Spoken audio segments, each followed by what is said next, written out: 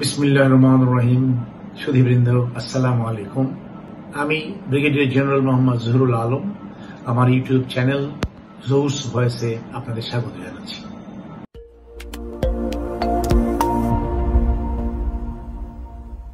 আজকে যে বিষয়টি নিয়ে আমি আলোচনা করতে চাচ্ছি সেটা হলো, কে হচ্ছেন উপদেষ্টা, কিভাবে হচ্ছে উপদেষ্টা নির্বাচন।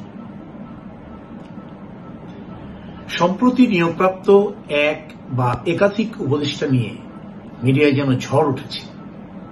খবরের কাগজ, talk show, Facebook, YouTube, WhatsApp, Viber, কোথায় নাই এই আলোচনা। কোন কোন রাজনৈতিক দলের শীর্ষ ব্যক্তিরাও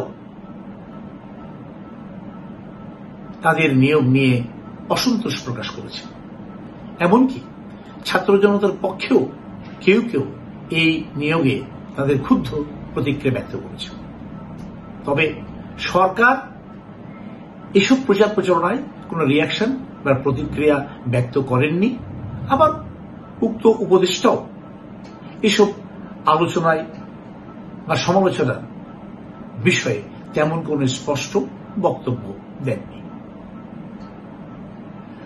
বাস্তবতা হল এই যে বর্তমান সরকার ছাত্র জনতার আন্দোলনের প্রেক্ষিতে গঠিত সরকার। তাদের জন্য বিপ্লবী সরকার নামটি যৌক্তিক হলেও তারা অন্তর্বর্তীকালীন সরকার নাম নিয়ে দেশ পরিচালনার দায়িত্ব নিয়েছেন। বর্তমান সংবিধানে এই ধরনের সরকার ব্যবস্থার কোন উল্লেখ না থাকলেও ডক্ট্রিন অব নেসেসিটি অথবা ল অব নেসেসিটির আলোকে এই সরকারের বৈধতা নীতিগতভাবে সকল রাজনৈতিক দল এবং দেশের জনগণ গ্রহণ করেছে। সুতরাং আমি মনে করি এই সরকারকে দেশ ও দেশের জনগণের স্বার্থ বিরোধী অথবা তাদের মনোকষ্টের কারণ হয় এমন কোন কাজ করা থেকে বিরত থাকাটাই শ্রেয় বা গ্রহণযোগ্য। আমরা জানি নির্বাচনী সরকার গঠনের ক্ষেত্রে নির্বাচনে জয়ী রাজনৈতিক দলকে সে দায়িত্ব নিতে হয়। সেই দলের দলপ্রধান বা প্রধানমন্ত্রী যদি নিরপেক্ষ আচরণ করেন বা স্বৈরাচারী মনোভাব পোষণ না করেন, তাহলে যৌক্তিকভাবেই দলের সিনিয়র সদস্য বা স্থায়ী কমিটির পরামর্শ গ্রহণ করে তিনি মন্ত্রী পরিষদ গঠন করে থাকেন। বর্তমানেও সরকারে একজন প্রধান উপদেষ্টা সহ বেশ কয়েকজন উপদেষ্টায় সমন্বিত একটি নিউক্লিয়াস মন্ত্রী বা উপদেষ্টা পরিষদ রয়েছে।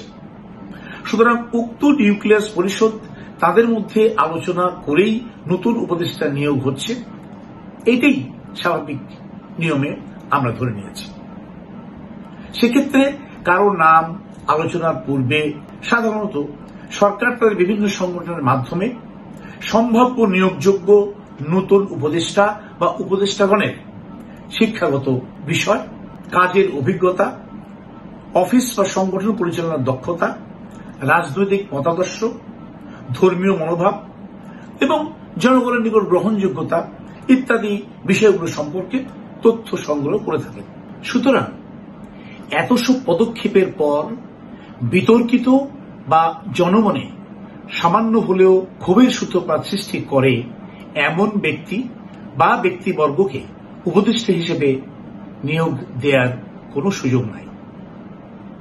আমরা দৃঢ়ভাবে বিশ্বাস করতে চাই যে দেশে গণতন্ত্র প্রতিষ্ঠায় শপথ গ্রহণকারী বর্তমান সরকার গণতান্ত্রিক রীতিনীতি অনুসরণ করেই নতুন উপদেষ্টা নিয়োগ করছে।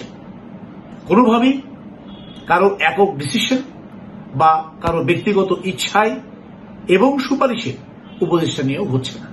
সুধীবৃন্দ, বর্তমান সরকারের সামনে এখন অনেক গুরুদায়িত্ব, অনেক বড় চ্যালেঞ্জ রয়েছে। তাদের এখন সামনে এগিয়ে যাওয়ার সময়। তাই নতুন উপদেষ্টা নিয়োগের বিষয়ে আরো সতর্ক পদক্ষেপ গ্রহণ করা বাঞ্ছনীয় বলে আমি মনে করি। শুধু শুধু বিতর্ক তৈরির সুযোগ সৃষ্টি করে এমন পদক্ষেপ নেওয়া থেকে বিরত থাকার জন্য সরকারের প্রতি আমি সবিনয় অনুরোধ জানাচ্ছি। সবাই ভালো থাকবেন। আল্লাহ হাফেজ।